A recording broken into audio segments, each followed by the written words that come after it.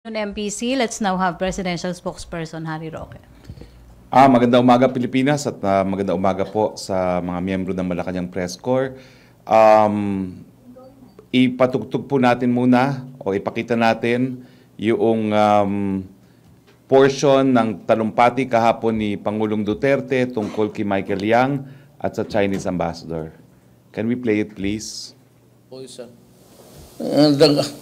Michael Yang, ang ambassador ng China dyan natutulog sa bahay niya.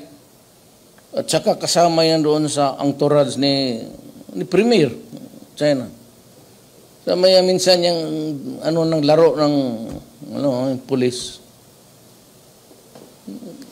Mabubuko tayo sa China dyan. He is known there sa, I do not know. That guy is, he went there almost 16 years ago. So, alam mo yan, sir, nag-DCLA yan. Lahat ng nagpapautang ng mga Chinese yan ang negosyo niya, magtayo ka ng kalaking ang bloke yan sa Noon pa, hindi ngayon. Isang bloke sa Davao, binili niya lahat. Kanya na yung lahat, puro department store. Pumunta yan siya sa Davao, sir. Nag-command conference kami, si Sid pa noon, Lapenya. Lumapit siya, di ba sa command conference, sabi ko, kaya sa kanya na, sabi niya, kung gusto ba niya magpasok ako ng mga negosyante. Sabi ko, oh. Tapos dala-dala niya yung dalawang bayong na cellphone para consignment lang. Talagang naghirap yan. And he became close to the kaya kapag nandyan nandyan yan siya. Hindi ko talaga alam ang laro niya na. He could be, sabihin mo, drug addict, drug push. Ngayon lang yan may nilabas na 12 na sierto will expose them. Go ahead, sabi ko. And you'd be surprised. Bukuhin ka ng Chinese government yan. Kasama-kasama palagi. Yung kasama-kasama palagi ni Ambassador Xiao. Hindi mo rin maloko yan. Military yan eh. Yung ambassador natin, military yan. China. Kaloko. Corruption. Bakit dyan sa droga? Lahat na lang. Pero ngayon lang yan lumalabas nila yung si Michael Yang. Pero ang totoo niyan, sir, yung DCLA ng Davao, kanya yan. Marami yan sila. Then the investors came. Puro tapos nag-divert sa Turil. Ngayon, nandoon na sa Makilala. Doon na, pumasok na yung the typical Chinese store. Pero sabihin mo, yung Michael Yang lalabas ni Sir. Hindi yan totoo. Tagal na yan sa sabi ko nga doon sa command conference, sabi ko na magnegosyo ka dito, sabi ko. These are my exact words. Putang inaw, do not fuck with drugs because I will bury you alive. Yun talaga ang warning ko dyan. Pero ang duda ko, yung parang mga negosyante na kasama niya. Pati si Ambassador. Tsaka yung pagdating ni Premier, nandito yan. He was a member of that entourage. Maloko mo kaya ng China. China man nagsasabi sa atin na at any given time, there are about... I think it's very clear that what the President meant to say was, number one, he cannot believe that Michael Yang is involved in the drug trade. And number two, because he was saying he could not believe that Michael Yang is involved in the drug trade, the report that the President linked the Chinese ambassador to a drug lord is obviously false. That report by Rappler is wrong, false, even malicious. It is also very dangerous because it could possibly endanger the bilateral relations between the Philippines and China. I call on Rappler to be responsible and to give the profession of journalism a favor by issuing the corresponding errata and to correct its story. The story is based on a speech which we had just seen. Their interpretation of what the president meant, of course, has absolutely no basis, and it is only but proper if they have any sense of responsible journalism that they correct their story. It's important that they correct their story because their story has in turn been cited by international wire agencies, and obviously because it has gone international, it would have dire consequences for the diplomatic relations between the Philippines and China. Moving on, I'd like to stress that yesterday I did say I had no personal knowledge about whether or not the president went to the hospital. I also said that he was on day off and that he had private time. I'd like to stress that Article 7, Section 2 of the Philippine Constitution only provides that it is only in case of serious illness of the president is there a requirement that the public be informed of the state of his health. Now, the president, from his own mouth, took a diagnostic examination. Depending on the diagnostic examination or the results of the diagnostic examination, we will probably find out if it is serious or not.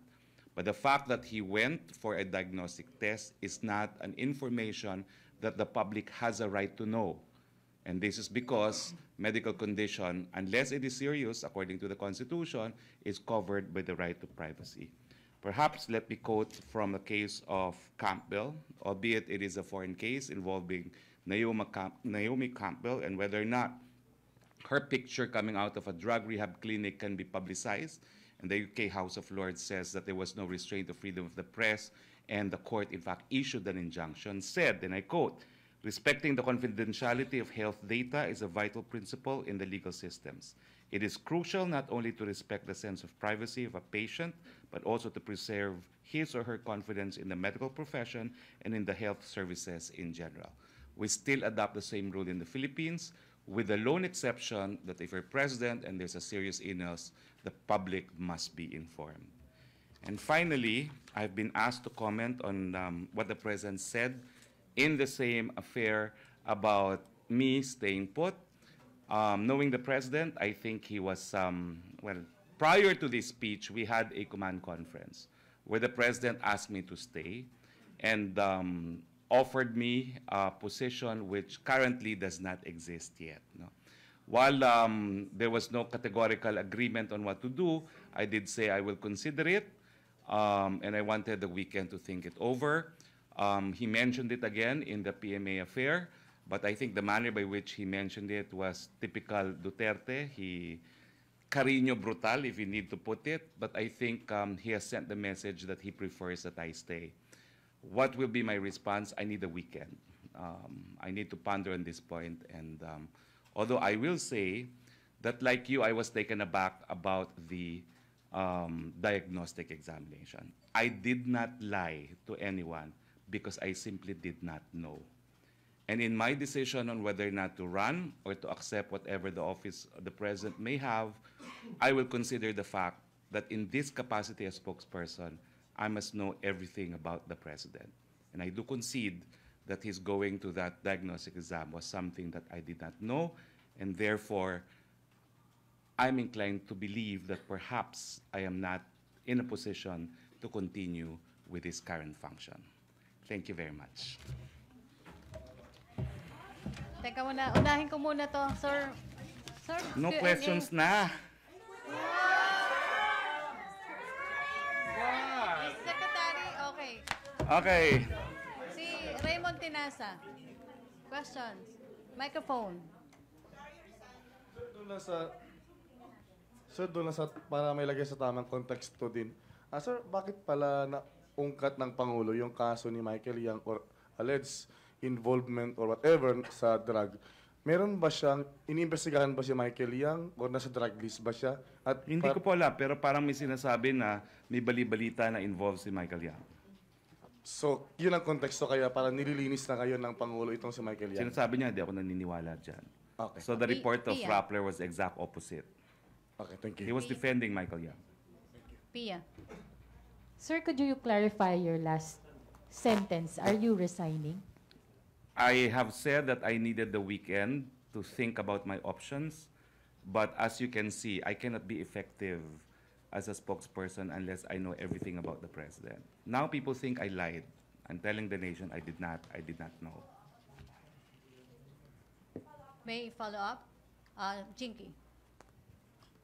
Sir, sorry. Sir, with your due respect po, may pagkakataon ba talagang hindi ka po sinasabihan ng presidente kung saan siya pupunta or pupunta man siya ng ospital? I have kasi a copy of his schedule, and there's only two of us in the cabinet who do have that schedule.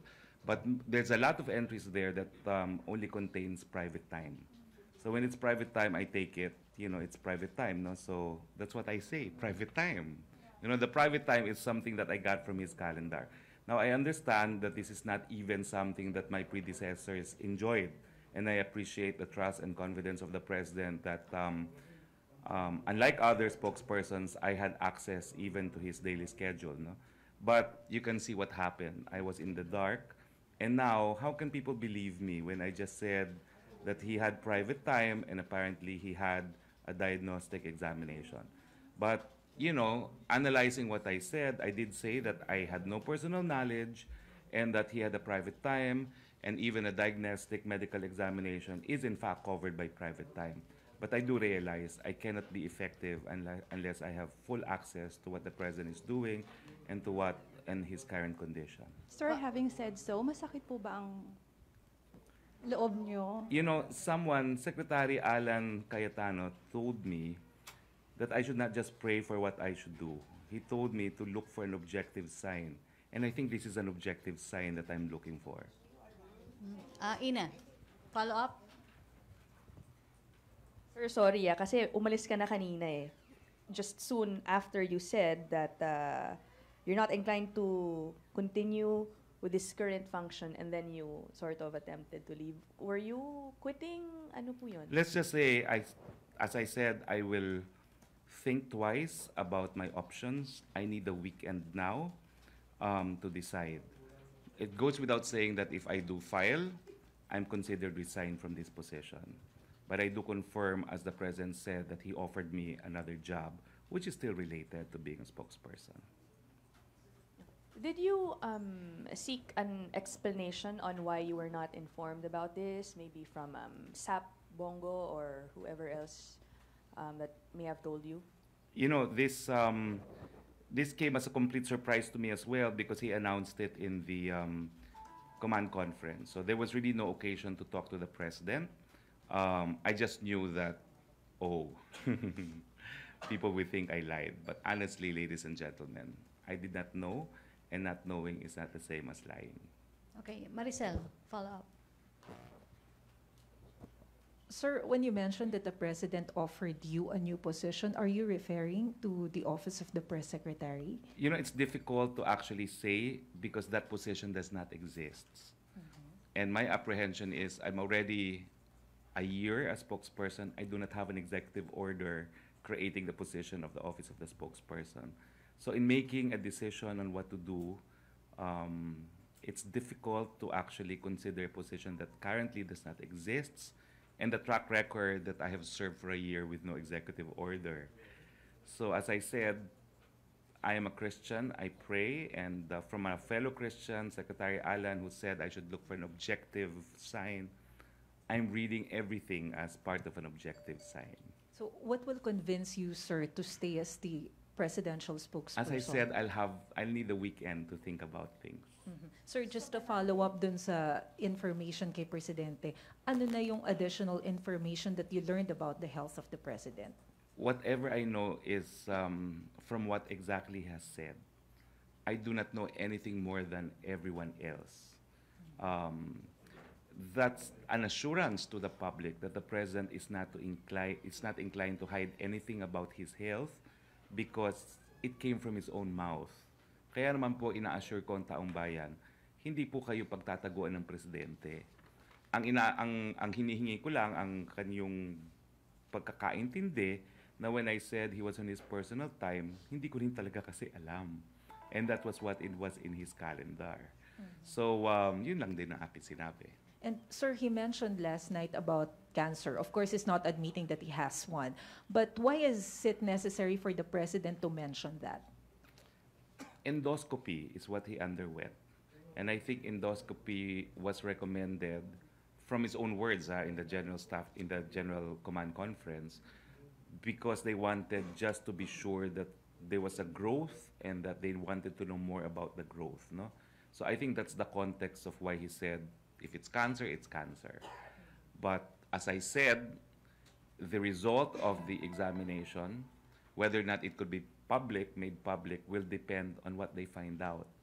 If it's not serious, we have no right to inquire into it. If it is serious, he will be compelled to share it with the nation. Tina, follow up? Sir, good afternoon. Sir, in any family, sir, pag may sakit yung parent mo, sibling mo, you are concerned. Gusto mo ng treatment o kung medyo malala, you want to prolong yung magkaroon siya ng quality life. Since the president is the father of the nation, ano bang real state, or ang tanong siguro, is the president dying? Hindi naman po siguro, no? Kasi kaya ko nga po pinakita yung video para ipakita na malakas po si Presidente. Pero ang sabi naman niya kahapon, name a 73-year-old na walang karamdaman. So, kung meron man siyang karamdaman, he thinks it's not out of the ordinary. And again, uulitin ko po, dahil nanggaling na nga sa bibig ni Presidente, hindi po para itago ito ng Presidente sa taong bayan. So right now, sir, it's not considered a serious illness. Right now, we don't know because he went for a diagnostic exam. Sir, a diagnostic exam since 3 weeks ago, tapos endoscopy again, it's not normal, I think. Well, I think from what he said, and again, you see, it's still private information, but because he made it public, I feel that I can restate it. No, so he said yes, he had a diagnostic test before his speech in Cebu, and they wanted to clarify something, and that's why it was limited to upper endoscopy. No, that's all that I know from what he said. Sir, yung growth, are you referring to a tumor or? Hindi ko po alam pero may tinignan na sa upper So, endoscopy. if you As I said, beyond what he has said, he's still entitled to privacy in this matter. No, I do not know. If I'm still here next week, then I will tell him perhaps we need to issue a medical bulletin, whether or not it's serious. Perhaps we would need to bring in your physician because it's the only way to stop all talk about your health. But I do not know also where I will be next week. Well, sir, it's just not all talk, sir, kasi it's a serious concern from the public. That's It why is a we want serious to concern, know. Thank you, sir. and we hope it is because the nation is concerned. But as I assure you, as a lawyer, he knows what the Constitution says. If it's a serious illness, he will inform the nation. Okay, follow up. Pia. Sir, you said that you will be taking the weekend to think about things. Ano po yung mga factors that you would be taking into consideration before making your decision? Well, number one really is how effective I can continue in this position or in a position similar to what I'm doing right now. I think it was very serious that I did not know what was going on. You said a position similar to what you're doing right now, sir. Yeah. Basically confirming that he offered you the position of No, I Secretary. can't say because wala pa pong ganung posisyon. It's a suggestion made by the senators, and it came from the Senate President, and I understand that they, in fact, had discussed about this matter. No, that much I know. Did the President tell you, sir, what he intends to do with Secretary Martin Andanar? Well, I leave that for the President to announce. There will be major revamp because there's at least possibly 6 cabinet members filing their certificates of candidacy. So there will be new appointments to be made next week. Sir, before the President made his decision not to appoint you to another position at hindi na sa senador, kinausap po ba kayo ni Presidente? That was the binigay po first siyang time that he talked to me. In fact, he talked to me in private, but in the presidential table of the command conference. And after we talked, he also said something in public that si Harry Roque, ayaw ko nang mag-ingay-ingay muna siya dyan, bibigyan ko siya ng ibang trabaho, but he also did not specify in public what it was. No, that's why I thought when I read an article from somewhere that it was a report on the command conference. I did not know that he said something else in the PMA affair because I had left already by that time. Were you surprised by the president's decision? Kasi previously, sir, parang he gave the idea na he's supporting your bid for the Senate. Yes and no, because when I came on board, it was clear it was to be for a year. And the general context was, in fact, it was to prepare me for the year, no, for what would happen a year later, no. But I also was not surprised because I knew that he also wanted me to stay, no, and to continue with my undertaking, no. But as I said, it's difficult to continue unless people believe me. And now I think people will not believe me because of the incident on his health. Last na lang, sir, may pagtatampo po ba kayo sa Pangulo? Wala. Nothing at all. Bakit, sir? Tuesday? Wala. Sir, sabi niyo itong weekend mag-iisip kayo. So by Monday po ba magkikita-kita pa rin tayo? May press briefing ka pa as presidential spokesperson o press secretary na? Let's just say that on Monday you will find out about my plans, finally. Okay. Okay. Ina. Sir, going back on the President's health, just to be clear about it, kailan po nakita yung growth? Was it seen after, kumbaga yung result ng first endoscopy? Again, colonoscopy? hindi ko alam kung ano yung in-undergo niya. Dalawa yung in-undergo niya eh. Pinagtatawa natin yung mga doktor Colonoscopy eh. and endoscopy. Yung doktor ng something, bowel, right? So, doktor niya yun dun eh, no? So, he had a general exam and after which, I suppose, no, from what he said in the command conference, they wanted a more specific exam, zeroing in on something. So, which means, yun nga, nakita pala doon sa first Nakita po sa set first. of tests. Yes. Okay, sir, tanong muna kay from Pia Rañada, sir, from Rappler, Secretary. By exonerating Michael Young from drug links, is PRRD acting prematurely given there is an investigation into Young's drug Naku, Pia, involvement? correct mo muna yung story mo bago kita sagutin. And number two, which Kung ikaw naman ay gagawa rin sarili mong kwento, useless na yung pagsasagot ko sa'yo, I'm so sorry. I'm not in a position. I'm not in the mood to answer you now dahil nakita namin kung ano yung video at ano yung storya mo. Ito po yung second question niya. Which government agency is probing Michael Young? Why is PRD casting doubt? As I said, correct on mo the muna yung storya mo. I need to believe in you, no, before I could respond to you. Napakalayo naman report mo dun sa nakita nating talumpati ni Presidente. Kaya naman nag-iisa ka nag-report ng ganyan. Ralph. Microphone. Sir, would you know po kung ilan yung growth na nakita? Hindi ko nga po alam. Wala na akong alam. Ikaw naman. Kaya nga hindi na ako karapat-dapat dito dahil wala akong alam, no? Thank you, sir. I'm so Tina. sorry about that, but there's Tina. nothing I can do about it. Question? Wala na? Okay na? No more questions? Okay? Nestor. Okay, thank you, Presidential Thank you. Spokesperson Harry Roque. I'll see you on Monday, definitely. Wow. Thank you, Malacanang Press Corps. Back to my studio sa Radyo Pilipinas and People's Television Network.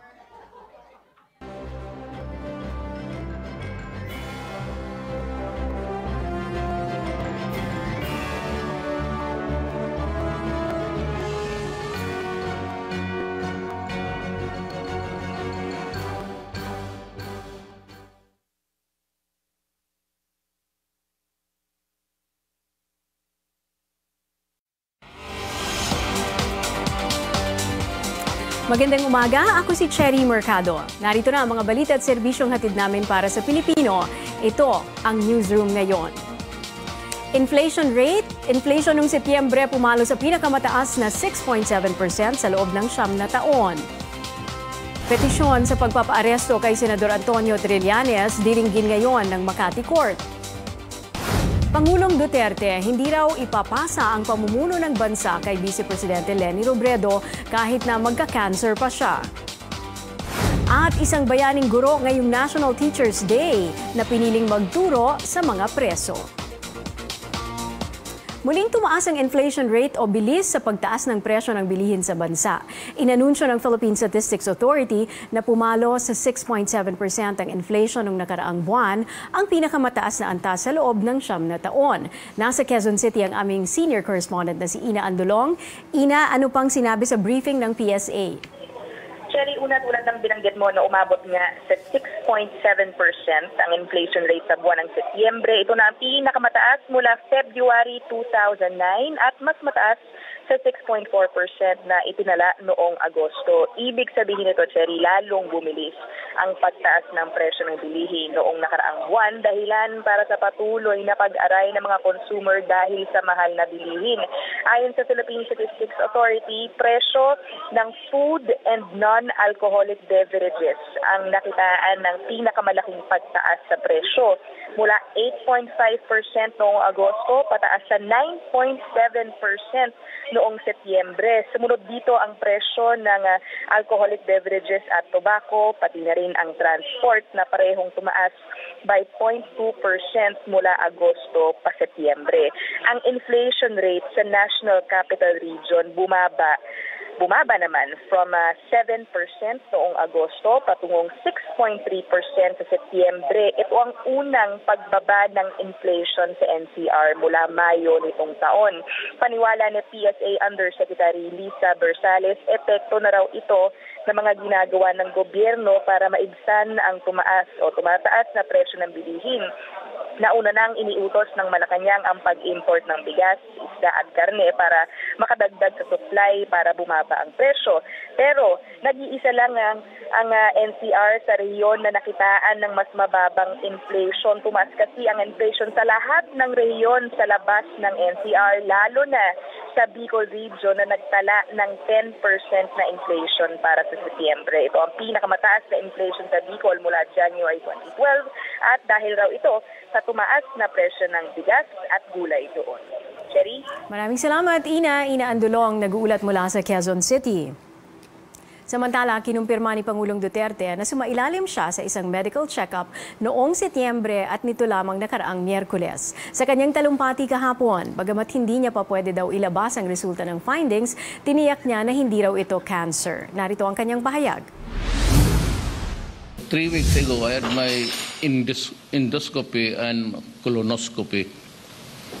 Then I was about to have sana ngayong cabinet meeting yesterday, but yung reading ng aking somebody advised my doctor just also to repeat and get some samples there, both dito uli. So I stayed there for 1 hour sa Cardinal Santos. So hindi ko pa masabi kung meron ba talaga akong tama o wala. But I would tell you that if it's cancer, it's cancer. And if it's third stage, no more treatment. I will not prolong my agony in this office or anywhere. Gayunpaman, muli na namang tinira ng Pangulo si Vice Presidente Leni Robredo. Walaan niyang kakayahan si Robredo na pamunuan ng bansa at hindi niya ipagkakatiwala dito ang pwesto ng pagkapangulo kahit pa magka-cancer siya. Pero I will not resign to give ito. Sa totoo lang, sir, even her in public statements, I do not mean to offend the lady. She's very good. She's gentle. Pero mahina talaga si walang may sitwasyon ko na decide wala mali ang medyo mahina ang hindi mahina yung utak ko masan ng bar mahina sa diskarte. Una nang sinabi ni Executive Secretary Salvador Medialdea na taon-taon ginagawa ng Pangulong Duterte ang colonoscopy. Pero bago kasi ang revelasyon ng Pangulo kahapon, tila iba ang naging pahayag ni Presidential Spokesperson Harry Roque tungkol sa kanyang kalagayan. Itinanggi ni Roque na may malubhang karamdaman ng Pangulo. Absolutely no truth to it. He just took the day off. The health is fine. The President is a lawyer. He will inform and conform with the Constitution if there is a serious health ailment, but there is none. na rumors. Marami kasing wishful thinking. Maya naman kayo, yung mga nagnanais na magkasakit yung presidente, no? Lalo kayo magnais na ganyan, lalo lumalakas. Correct, sir. Siguro i-reverse nila. Sir, is the... Kasi kulit eh. Ang kulit eh. Nakakapagod na eh. Sasabihin nila, may sakit. O, lalabas na malakas pa sa kabayo. O, tapos, sasabihin nila, nawala, may sakit na naman. Ano pag sasabihin ko? Sabi nila dati, may dialysis. You know what I did? One time, ginanong ko yung kwelo niya. Anong ginagawa mo? Tinitignan ko kung meron ka dialysis. Ay, wala naman. O, please trust that if he has a serious ailment, the people will know. Samantala, ayon sa tagapagsalita ni Vice President Leni Robredo, maglalabas daw sila ng pahayag anumang oras ngayon. Kaugnay niyan sa ating issue ngayon, naniniwala ba kayo na nasa mabuti ang kalusugan ng Pangulo? At sa tingin niyo ba kailangan pa niyang mas maging bukas tungkol sa kanyang kalagayan? Oras na para boses niyo naman ang aming pakinggan. Bukas na po ang Facebook Live account ng CNN Philippines para sa inyong mga komento. Sa iba pang balita, mahigpit ang seguridad sa Makati Regional Trial Court ngayong araw kasabay ng pagdinig ng Branch 148 sa hiling ng Justice Department na maglabas ng alias arrest warrant at hold departure order laban kay Senador Antonio Trillanes. Ito ay para sa kasong kudeta na non-bailable o walang piyansa. Nilimitahan ng Office of the City Administrator ng Makati ang galaw ng mga media sa Makati RTC. May mga nakabantay din na pulis at iba pang personnel sa mismong gusali kung saan nandoon ang Branch 148. Sa dulong bahagi lamang ng area ng 14th floor pinapayagang manatili ang media, hindi kagaya dati na hanggang mismong tapat ng Branch 148 ay maaaring mag-intay. Isang representative lamang kada media organization ang pinapayagan sa loob ng korte. Ngayon nakatakdang magsumite ng mga ebidensya sina Senador Trillanes at ang prosekusyon. Hindi pa alam kung ngayong araw din maglalabas ng resolusyon si Judge Andres Soriano at kung may arrest order ba na ilalabas laban kay Senador Trillanes. Pinapaimbestigahan ni Pangulong Duterte ang pagkawala ng 23,000 sako ng mga smuggled na bigas sa Zamboanga City. Ikinagalit umano ng Pangulo ang insidente. Nauna nang sinabi ni Lieutenant Commander Noriel Ramos ng Zamboanga Coast Guard na wala ang mga sako ng bigas habang ibinabiyahe patungong warehouse nito. Na-recover ang mga bigas sa isang operasyon kontra droga pero kulang na ito ng 7,000 sako. Ang National Food Authority naman at ang Bureau of Customs ang dapat sisihin sa insidente. Ayon kay Presidential Spokesperson Harry Roque. Isang retiradong sundalo ang bagong kalihim ng Social Welfare Department o DSWD. Siya ay ang magreretirong si Army Chief Lieutenant General Rolando Bautista. Inanunsyo ito ni Pangulong Duterte sa isang talumpati sa Malacanang kahapon.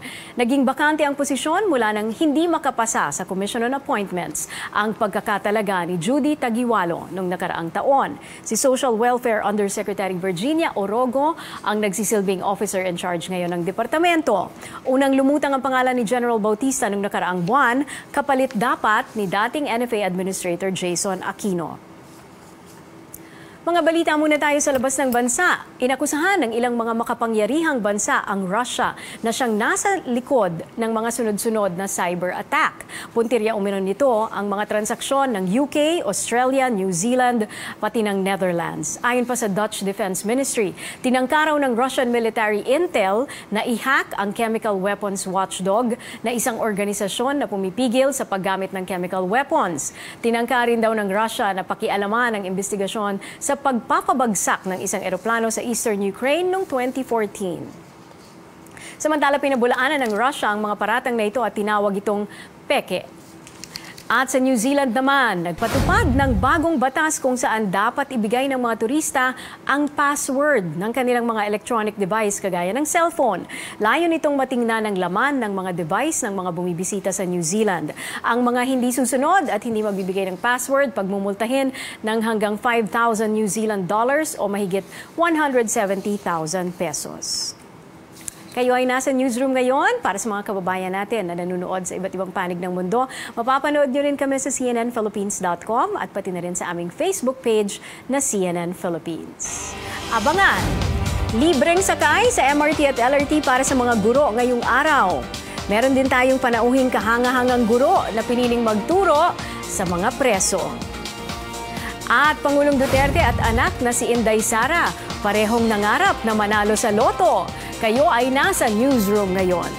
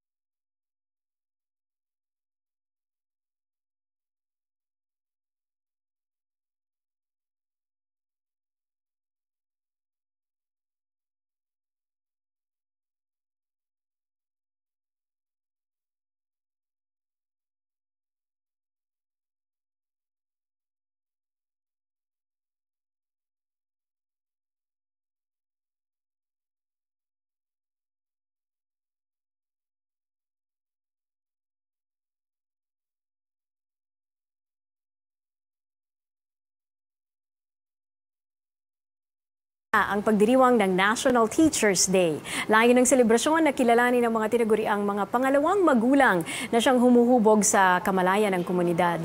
Tema ng pagdiriwang ngayong taon, ang Gurong Pilipino, Turo Mo Kinabukasan Ko. Kaugnay niyan, ilang mga pagkilala ang isinasagawa para bigyang pugay ang ating mga guro. Isa na dyan ang The Many Faces of the Teacher Awards. Kinikilala sa programa ang bukod tanging ambag ng mga guro sa larangan ng pagtuturo at kontribusyon sa lipunan. Panauhin natin ngayon sina Armel Espiritu, siya ang project head ng The Many Faces of the Teacher program ng Batobalani Foundation, pati na rin si Dr. Bernadette Gabor, na siya po ang 2017 Many Faces of the Teacher honoree. Magandang umaga sa inyo and thank you for joining us. Magandang umaga, Cherry. It's an honor to have Dr. Bernadette here, no, na nagturo sa mga preso, no, sa Bataan. So, ilan ang pinagpilian nyo bago siya yung naging parang siya ba yung nanalo? No, Ganun ba yun? pwede mo i-consider na gano'n. Nung nanalo si Ma'am nung nakaraang taon, 2017, nagsimula kami sa more than 100. Tapos pinaikli namin yun into a shortlist of 12. And then doon nag-emerge yung apat na The Many Faces of the Teacher honorees namin last year. Isa si Ma'am doon. Okay. So interesting yung apat na storyang yan. Ano? Yung hers alone is very interesting. Bakit nyo napiling magturo sa mga preso? Yung friend ko kasi na isang officer dun sa Bataan District Jail, invited me na magturo ng baking sa loob ng Bataan District Jail. Baking. Kasi they need livelihood program during that time. So, para kumita sila, nag-invite sila ng livelihood training. And since then po, nakita ko yung hope dun sa mga mata ng mga tao na tinuturuan namin. Then, dire-diretso na po yung naging training namin. Ang kagandahan dun sa naging training ng Bataan Peninsula State University is, ito pa yung mga, after ng training nila, sinasabit namin sila sa national assessment ng TESDA. Para paglabas po nila sa Bataan District Jail, equipped na sila with knowledge and skills para makapagtrabaho Ilang po taon sila. yung ginagawa? Is it an ongoing thing? Or Yes po, hanggang ngayon. Nag-start kami ng November 2010 and hanggang ngayon po is ginagawa pa rin namin siya. 8 taon na. Opo. So meron ng mga nakalaya, Yes po. meron ng Ayun ang kaganda. Opo. So nakapag-train na kami ng 1,335 na mga residents ng Bataan District Jail.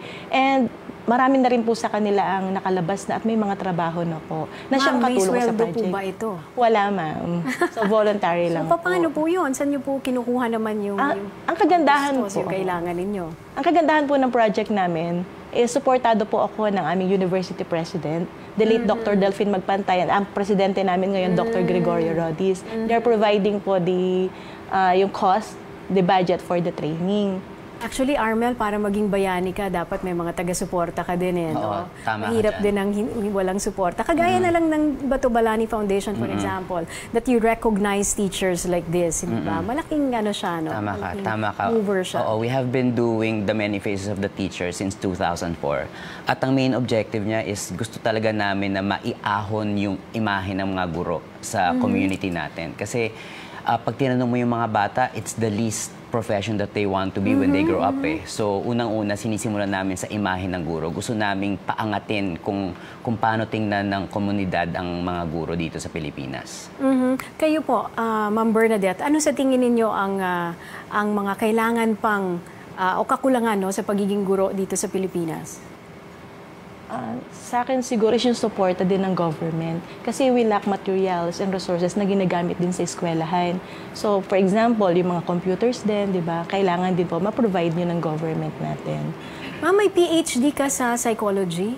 Philosophy, ma'am. As a philosophy. Yeah. And for somebody who has a PhD, you can get other jobs, no, that are more high-paying than this one. What is the satisfaction?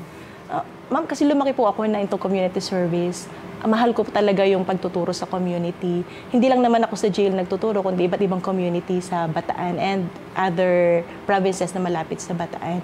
Masarap sa pakiramdam yung marami ka natutulungan na kapag may nasa lubong ka, nagpapasalamat because of the training that you conducted at umangat yung kanilang buhay. So doon pa lang po, alam ko na blessed ako at talagang sa pang-araw-araw naman, talagang napaka-blessed ko. Siguro yung binabalik ng Panginoon sa pagtulong ko doon sa kapwa natin. Meron kaming segment dito, Good One. Isa rin po kayong Good One. doble ang segment. Kailan po mga ang awarding? Okay, ang awarding ng honorees namin para sa taon na ito ay mamayang gabi sa event na Tribute to Teachers na gaganapin sa Okada, Manila. So ito po ang isa sa pinakamalaking gathering of educators sa buong Pilipinas at gagawin namin siya ngayong World Teachers Day.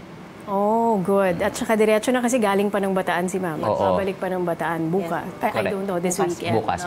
Marami pong salamat, Armel and Dr. Bernadette sa Thank you inyong very much, pagpunta Cherry. sa CNN Studio.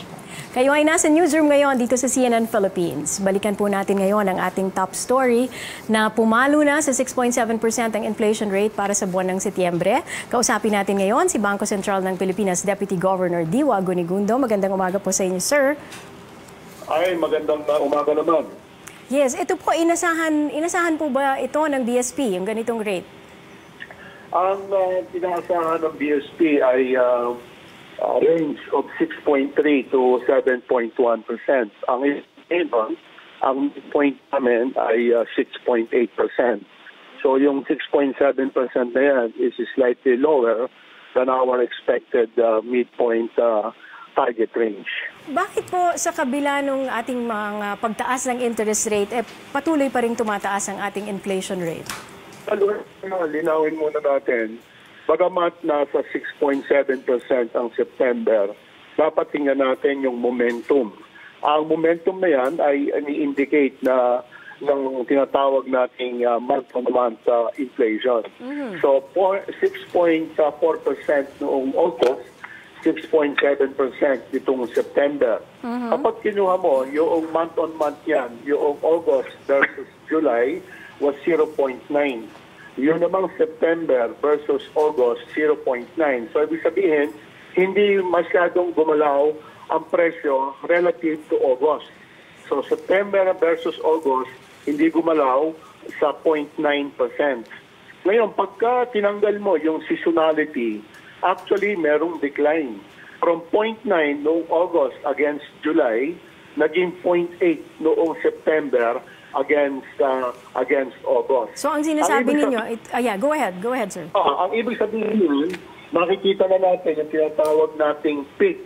Kasi ang sabi ng Bangko Sentral, at ito ay marami rin ang naniniwala dito, na ang peak ng inflation rate ay maaaring itong Setyembre.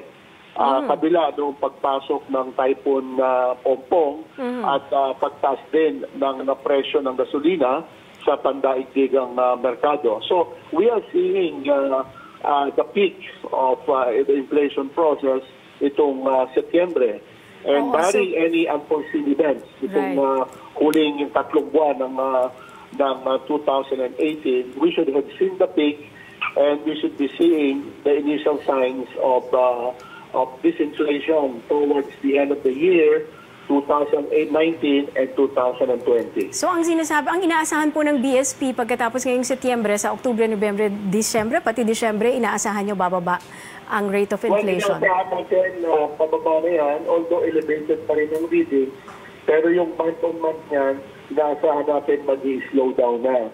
Hindi ibig sabihin yan, babagsak ang presyo. Yung pagtaas ng presyo ng bilihin, yun ang bumabagal o mag-i-slow down.